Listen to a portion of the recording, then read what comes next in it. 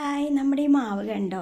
ഇത് എന്തിനും മാങ്ങയാണെന്ന് പോലും എനിക്കറിയില്ല കേട്ടോ. ഫസ്റ്റ് ടൈം ഉണ്ടാവാണ് ഇത്. ഞാൻ മോതിരവളയം ചെയ്തിട്ടാണ് ഇത് പൂത്തത് കേട്ടോ.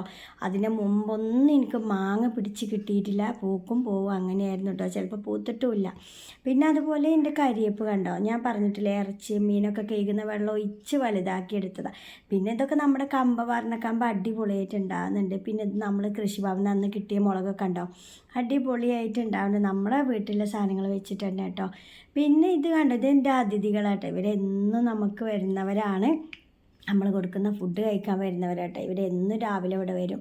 പിന്നെ ഇതൊക്കെ എൻ്റെ പുതിയ ചെടികളാട്ടോ. അതെന്താണെന്ന് എനിക്ക് പേരറിയില്ല. പിന്നെ ഇത് വൈതന നമുക്ക് അന്ന് കിട്ടിയില്ലേ, അത് ഞാൻ മണ്ണൊക്കെ ഇട്ട് കൊടുത്ത് ഒന്ന് സെറ്റാക്കി എടുക്കുക കേട്ടോ. അപ്പോൾ കുറച്ച് വലിപ്പം വെച്ച് നമ്മൾ വളമൊക്കെ ചെയ്തപ്പോഴേ, അപ്പോൾ നല്ല പോലെ ഉണ്ടായാൽ നമുക്ക് ഉപ്പേരിക്ക് നമ്മുടെ വീട്ടിലുണ്ടാവും. ഇതുപോലെ 2 മൂട് ഉണ്ടായാൽ മതി വഴുതന തൈട്ടെ.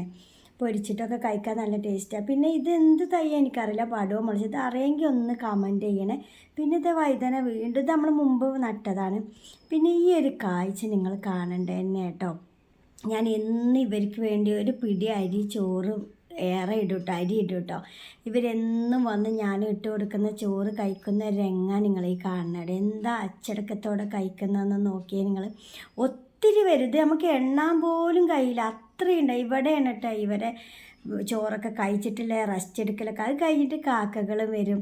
നമുക്കിതൊക്കെ കാണുമ്പോൾ കിട്ടുന്നൊരു സന്തോഷം അത് പറയാനറിയില്ല അല്ലേ.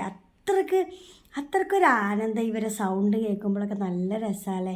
അപ്പോൾ ഇവർക്ക് ഞാനൊരു ഇല വെട്ടിയിട്ട് അതിൽ സദ്യ വിളമ്പും പോലെ കേട്ടോ വിളമ്പി കൊടുക്കൽ. പിന്നെയെന്ന് വെച്ചാൽ നമ്മൾ പാത്രത്തിൽ ഇട്ട് കൊടുത്താൽ ഇവർക്ക് എല്ലാവർക്കും ഒരുമിച്ച് കിട്ടില്ല.